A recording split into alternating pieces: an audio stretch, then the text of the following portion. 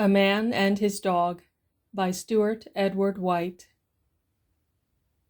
The man was in town buying an outfit, and incidentally indulging in a last carouse. Like a good general, he made sure of his supplies first. As an incident to the carouse, he got into an argument with a little unarmed man, and being magnanimous, merely knocked him down with a pistol barrel, whereby the little fellow had brain fever instead of no brains at all. Then the man came to the end of his money and sobered up. The following morning he gathered together his traps and left town.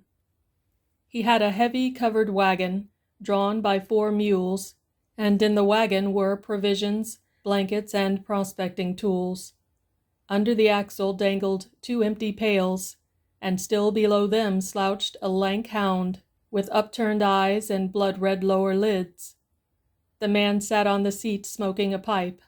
He wore his broad hat a little more sideways than usual in honor of the occasion, had on a brand-new set of jeans, and a glittering belt full of brass cartridges to fit the ivory-handled Colt's .45 that stuck out of his open holster. A Winchester was slung inside. Once clear of the straggling town, the man turned out across the open prairies. At each little hollow he would check the wagon with the brake, and flick the leaders sharply with the long lashed whip. The jump would carry them across the dip. At noon he came to a stream, deep in a broad precipitous valley, hollowed out by some earlier and mightier river, to which the wagon slid with a prodigious clatter and bang, raising a cloud of dust. The dog followed steadily in it underneath the axle. The course of the stream was marked by a fringe of stunted cottonwoods, growing out of a soil half sandy, half grassy, and the stream itself, flowing flush with a scarcely perceptible bank, was opaque with yellow mud.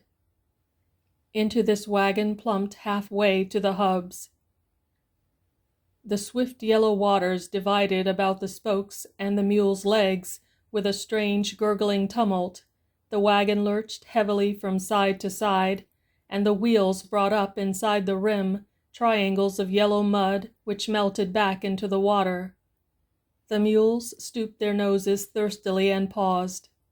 The man stood upright and lashed with scientific accuracy and swore. The mules floundered forward over the broad stream, and at last stood, mud-streaked and panting, in the middle of a grass plot on the farther side. The driver got down from the seat slowly, unhitched them from the wagon, took off their harness, hobbled them, and turned them loose. The beasts went awkwardly, jumping toward the river, into which they plunged their noses, and after drinking began to forage. The dog sat gravely on his haunches near the harness. As soon as he had seen the mules begin to graze, the man started a little fire between 2 stones. Across these he placed a frying pan with sliced bacon, and a riveted tin cup with water and green tea. From the wagon he fished a loaf of bread done up in brown paper. Then he ate, tossing the remnants to the dog, who snapped them up noisily, eyeing his master with gravity. Finally, seeing no more was in prospect, he again took his position by the piled-up harness. The man lit his pipe with a live coal held between 2 sticks, and smoked for some time, leaning back against a tree. Suddenly the dog closed his mouth with a snap, and pricked up his ears. At this the man softly arose, went to the wagon, and took from it the Winchester. Then he stood listening intently. For a while all was silent, but finally, far over the hills, a faint jingling became audible, at the sound of which he threw down the rifle with a sigh of relief. "Soldiers," he muttered. A moment later the cavalrymen trooped over the bluff, down the narrow buffalo path to the water. They went straight on, 2 by 2, into the river and beyond, but an officer turned aside and rode up to the little camp. "Where ye bound, my man?" he inquired, reining in his horse. "Belle Fourche," responded the man briefly. "You're not going alone, are you?" asked the officer. The man smiled grimly. "As long as I've got these guns and that dog, I'm all right," he replied. The officer cast a keen eye on the hound. The other saw it and went on with increasing warmth. "I'll tell ye what, I'd trust that pup sooner'n I would the best partner man ever had. He'll let me no trouble, won't you, old boy?" The dog thumped the ground with his tail. "Well, look out for yourself, that's all. The Brulé Sioux are on the warpath up a little north of your way, and they may be down any day. We found one poor fellow buried to the shoulders, without any eyelids. They'd tied his hands, too, and the flies were all over him. Look out you don't get caught." "Not much scared of that," the man muttered as the officer cantered away. "These devils'll never get me. I always got one shot left for myself." All that afternoon the dog slept, his nose between his paws, in a corner of the wagon body. The man no longer slouched drowsily against the uprights of the canvas cover, but sat erect and looked out over the prairie with restless eye. As the afternoon waned, the country became more broken. The round curve of the hills was more decided, and here and there in their sides was a ragged and precipitous gash, filled with loose half-rounded stones. The summits curved gracefully upward and over, and then dropped abruptly in a tip-tilted layer of strata. Stunted bushes appeared. Far in the distance, a blue-black line marked the pine-covered mountains. The man became restless. He stood up on the top of each hill and looked searchingly abroad. Finally he turned and poked the dog in the side. "Get out of thar," he said. "Go off and catch your supper, you good-for-nothing pup." The dog leaped slowly over the tailboard, shook himself all over, beginning at his head and ending ecstatically at the end of his tail, and cantered slowly over the brow of a hill. The wagon rumbled down a decline. The dog yawned prodigiously, still half asleep. Then he opened his eyes wide, and the hair between his shoulders rose stiffly. A rawhide suddenly shot over his head and drew tight. He gave a frightened yelp and started to run, but was suddenly jerked down, and 3 naked warriors seized him. One held his muzzle closed with one hand, the other 2 bound him rapidly. "Don't kill him," said one in the language of the Brulé Sioux. "He is a good dog for hunting the deer and for watching. I knew him in the town."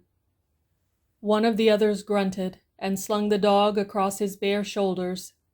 Then, in a moment, a half-grown boy came up with a pony, and the dog was taken away across several ravines to a war camp between 2 turreted clay bluffs. There his legs were unbound, and he was hitched to a picket stake. He pulled for a moment on his rope, and then sat gravely on his haunches. "Good dog," said the boy. The dog eyed him for a moment, and slowly wagged his tail. As evening approached, the warriors came in one by one. They turned their ponies into a bunch, and the boy guarded them. On distant hills other warriors lay hidden in the grass. There were about 200 in all, nearly naked, their bodies painted and chalked in various colors, their long hair bound close, and an eagle's feather or 2 slantwise across the backs of their heads. One had a war bonnet of eagle's feathers that encircled his head and hung down his back. All had guns, mostly of the old Springfield pattern, but some few, and he of the feathers was among them, were armed with Winchesters of the old .44 type. They laughed and chatted, and munched dried meat, which they carried in little buckskin bags, and smoked mixed tobacco and willow bark in clay pipes. About sunset a rider came in. He spoke a few words to the group and pointed to the west. The others laughed and arose, throwing aside the blue blankets and clay-whitened robes which they had thrown around their shoulders while sitting. The chief waved his robe twice, and the boy headed the bunch of ponies toward camp. From the hills came the scouts and sentinels. The warriors bridled each pony with a rough bit of rawhide twisted about the lower jaw. Some few stuck feathers in the manes or forelocks. The blankets were piled together behind a bush, and the warriors silently rode away, leaving the boy and the dog alone.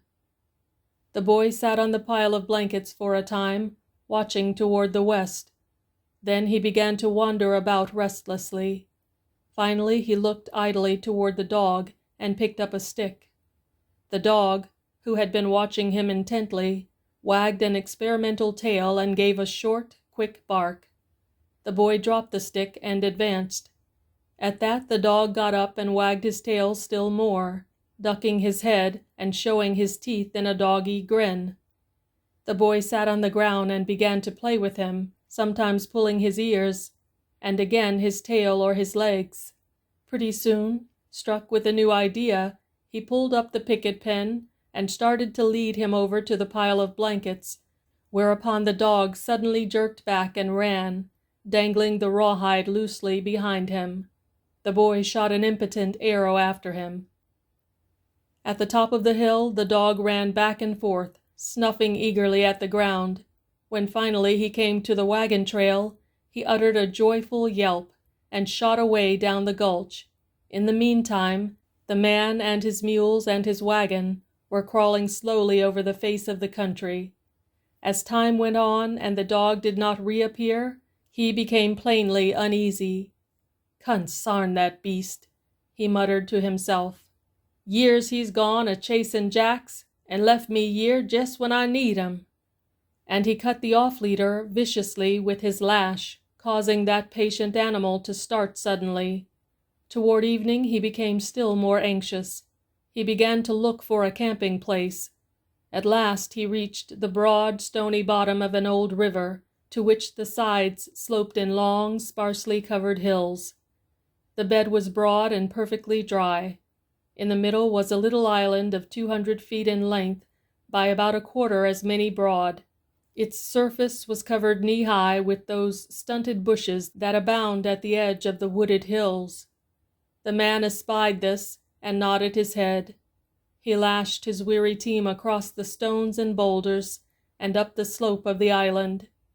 He stopped at the top of the little rise of land, picketed his mules securely nearby, and squatted behind a dense bush, eating bread and ham. "No fire tonight," he muttered, "and no sleep neither. I wisht the white top of that schooner of mine was in Kingdom Come. Damn that dog! If he was only here to watch, I could sleep sound enough." After his meal he sat behind the bush with the Winchester across his knees, watching the stony creek bottom. He did not smoke. The twilight faded, and the moon came up, throwing the hill into shadow, but showing like a broad white ribbon the divided bed of the stream. A coyote howled from one bank, and was answered from another. Then a dark figure glided across the riverbed. The man started convulsively and threw his gun forward, but smiled grimly to himself at being frightened by a prairie wolf. The moon rose still farther, and the mules slept heavily near their picket stakes. The man still stared at the ribbon of white with wide-open eyes, but his gaze gradually became more and more fixed. His head nodded forward, and he, too, slept. A few light clouds drifted down from the distant mountains, remnants of the daily thunderstorm, and occasionally obscured the moon. At one of these rare intervals, a half-dozen dark figures glided from the left bank and hurried, stooping, toward the island. When they were within a few feet of cover, the moon came out, and the man awoke and saw them.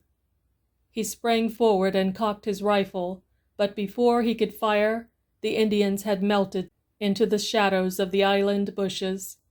From the other side of the riverbed came one shrill, triumphant yell. Then all was still. The man sat down again, breathing heavily.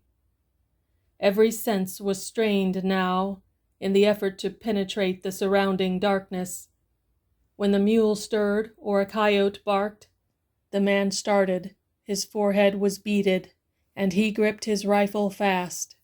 The ivory-handled Colt's .45 lay by his hip. Twice he raised his arm to shoot, and twice lowered it again. The trailing black clouds from the mountains came thicker, and the moonlight flickered across the landscape like a candle in the wind. Over the bed of the river, the wolves ran back and forth. The man swallowed rapidly and wiped his brow. He looked again and again toward the east and nervously rearranged the cartridges ready to his hand. Suddenly the brush rustled and shook nearby. With a half scream the man whirled, raising his pistol, his teeth shining between his lips. Before him crouched the dog. The sudden relief unbalanced him. "You devil!" he said. "You damned devil!" He raised the pistol again with a sudden fury and pulled the trigger. Like an echo, a rifle directed toward the flash answered the report from the bushes. The man fell gently backward, shot through the heart. The dog, bleeding from a mortal wound, slowly dragged himself forward and licked the dead man's face. End of A Man and His Dog by Stewart Edward White.